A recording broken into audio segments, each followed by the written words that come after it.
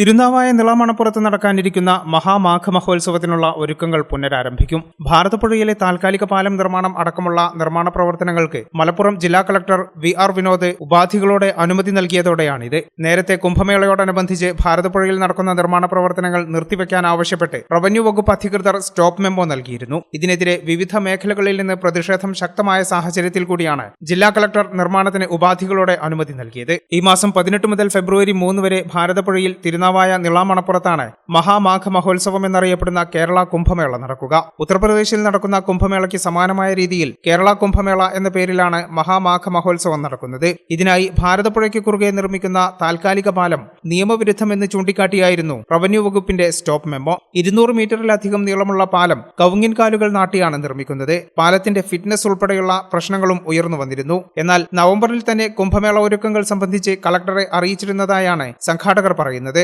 വർഷങ്ങൾക്കു മുൻപ് തിരുനാവായ മണപ്പുറത്ത് നടന്നു വന്നിരുന്ന മഹാമാഘ മഹോത്സവം പൂർണ്ണാർത്ഥത്തിൽ തിരികെ കൊണ്ടുവരാനുള്ള ശ്രമത്തിന്റെ ഭാഗമായാണ് ജൂന അഖാഡയുടെയും മാതാ അമൃതാനന്ദമയി മഠത്തിന്റെയും സംയുക്ത നേതൃത്വത്തിൽ മഹോത്സവം സംഘടിപ്പിക്കുന്നത്.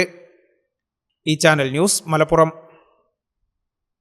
ഞങ്ങളെപ്പറ്റി നിങ്ങൾക്കല്ലേ കൂടുതൽ അറിയുന്നത്? പരിശുദ്ധിയുടെ സുവർണ പാരമ്പര്യം. Hayath golden diamonds, Valanchery.